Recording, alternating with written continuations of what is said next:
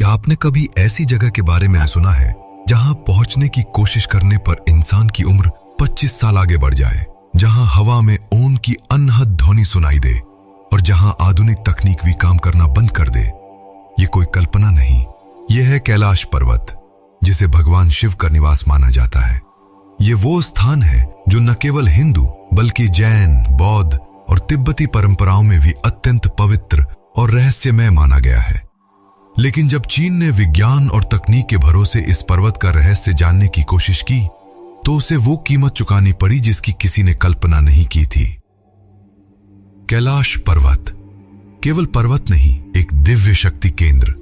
कैलाश पर्वत तिब्बत में स्थित है, जिसकी ऊंचाई लगभग 22,000 फीट है। यह पर्वत आज तक किसी भी पर्वतारोही द्वारा पूरी तरह से फतह नहीं किया जा सका। यह केवल एक पर्वत नहीं, बल्कि ब्रह्मांडीय ऊर्जा का स्रोत माना जाता है। एक्सिस मुंडी यानी वो केंद्र जहां पृथ्वी और आकाश की सभी दिशाएं मिलती हैं। हिंदू मान्यता, भगवान शिव इस पर्वत की चोटी पर मां पार्वती के साथ विराजते हैं। जैन धर्म, पहले तीर्थंकर ऋषभनाथ को यहीं पर ज्ञान प्राप्त हुआ था। बौद्ध धर्म मानते हैं कि बुद्ध ने यहीं तपस्या की। तिब्बती लोक धारणा इसे दुनिया का स्पिरिचुअल सेंटर मानते हैं। चीन की पहली गलती, 1990 का अभियान। 1990 से 1996 के बीच चीन ने कई बार वैज्ञानिक अभियानों के माध्यम से कैलाश पर्वत को एक्सप्लोर करने की कोशिश की। एक मिशन में 17 वैज्ञानिकों की टीम, जिसमें चीनी और जापानी दोनों थे, भेजी गई। उन्होंने एक निश्चित तारीख तय की थी कि वे कब तक लौट आएंगे, लेकिन वे कभी वापस नहीं लौटे। रेस्क्यू टीम को भेजा गया और पाया गया कि वे सभी मारे जा चुके हैं। उनके कैमरे बंद थे, उपकरण निष्क्रिय हो चुके थे और मृत्यु का कोई स्पष्ट कारण नहीं मिला। आधिकारिक रिपोर्ट ने इसे खराब मौसम और ऊंचाई की कमजोरी बताया, लेकिन हकीकत अब भी अनसुलझी है। चीन की दूसरी गलती, हेलीकॉप्टर मिशन। 2001 के बाद चीन ने कैलाश पर सार्वजनिक चढ़ाई पर रोक लगा दी, लेकिन एक बार फिर जब उनके वैज्ञानिकों ने कैलाश पर्वत के रहस्य को उजागर करने की जिद पकड़ी, उन्होंने हेलीकॉप्टर के माध्यम से इसे करने की कोशिश की। शुरुआत में सब कुछ शांत और खूबसूरत लग रहा था, हरे भरे ग्लेशियर, सुनहरी बर्फ और शांति।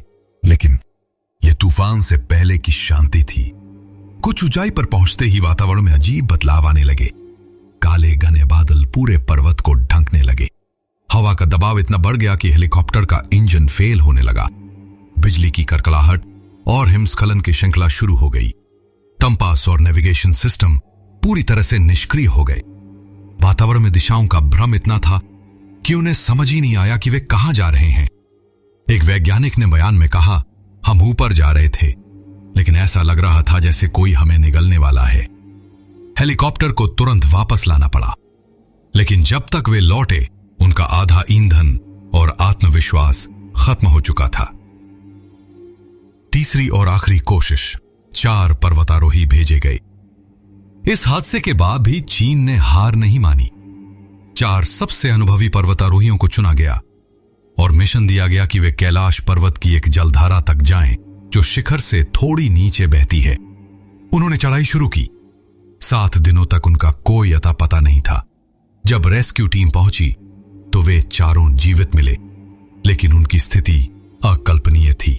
बाल सफेद, नाखून बहुत बड़े, चेहरे झुर्रियों से भरे, आंखें धसी हुई, शारीरिक रूप से मानो 80 साल के बुजुर्ग लग रहे थे। वे बुरी तरह कांप रहे थे। ऐसा लग रहा था कि उनके लिए 1 हफ्ता नहीं 25 साल बीत गए हों। उन्हें अस्पताल ले जाया गया, लेकिन इलाज शुरू होने से पहले ही चारों की मृत्यु हो गई। कैलाश पर्वत और समय की चाल। वैज्ञानिकों के अनुसार कैलाश पर्वत पर समय का प्रवाह सामान्य नहीं है। कहा जाता है कि यहां नाखून और बाल केवल 12 दिनों में इतने बढ़ जाते हैं जितना सामान्यतः 2 हफ्तों में। कुछ लोगों का मानना है कि यहां एक टाइम वॉर्थ मौजूद है जो समय को तेजी से गुजार देता है। क्या यह टाइम ट्रैवल का प्रमाण हो सकता है? शायद, लेकिन यह प्रमाण देने के लिए जो वैज्ञानिक गए वे कभी लौटे ही नहीं। एकमात्र पर्वतारोही जो चढ़ पाए, मेला रेपा, इतिहास में एकमात्र व्यक्ति जिसका नाम कैलाश शिखर पर चढ़ाई के साथ जोड़ा जाता है वह है मेला रेपा, एक बौद्ध भिक्षु। सन 1128 में उन्होंने शिखर तक चढ़ाई की थी, लेकिन वापस लौटने के बाद उन्होंने कभी नहीं बताया कि उन्होंने वहां क्या देखा। लोगों ने केवल इतना देखा कि उनके चेहरे पर एक अद्भुत प्रकाश था, जैसे उन्हें ब्रह्म ज्ञान प्राप्त हुआ हो। क्या है कैलाश पर्वत के अंदर? रशियन वैज्ञानिक अर्नस्ट मुल्दशेव ने अपने जीवन का एक बड़ा हिस्सा कैलाश पर्वत को समझने में लगा दिया। उन्होंने कहा, अगर आप कैलाश पर्वत पर 1 महीना बिताते हैं तो ये आपके जीवन के 25 साल ले लेता है। उनका दावा है पर्वत के भीतर एक अलौकिक संरचना है। वहां से ओम की ध्वनि और फुसफुसाहटें सुनाई देती हैं। कभी कभी चट्टानों के गिरने या कोई संरचना बनने की आवाजें आती हैं। उन्होंने लिखा है कि पर्वत के भीतर ही एक रहस्यमयी शंभाला नामक स्थान है, जहां से देवताओं का जन्म हुआ और भविष्य में कल की अवतार वहीं से आएंगे।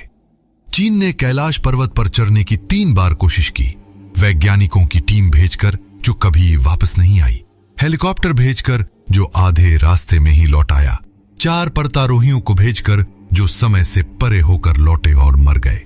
इसके बाद चीन ने आधिकारिक रूप से कैलाश पर्वत पर चढ़ाई को निषिद्ध क्षेत्र घोषित कर दिया।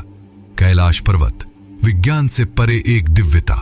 यह सिर्फ एक पर्वत नहीं, यह भगवान शिव का कवच है। यह वह रहस्यमय केंद्र है जहां भौतिकी के नियम भी चुप हो जाते हैं। कैलाश पर्वत के रहस्य आज भी अनसुलझे हैं और शायद ये ब्रह्मांड चाहता ही नहीं कि यह रहस्य सुलझाया जाए। आप क्या मानते हैं? क्या वाकई शिवजी कैलाश पर्वत पर निवास करते हैं? क्या वहां कोई अलौकिक शक्ति है जो इंसानों को रोके हुए है, या यह केवल प्रकृति का एक अत्यंत रहस्यमयी चमत्कार है?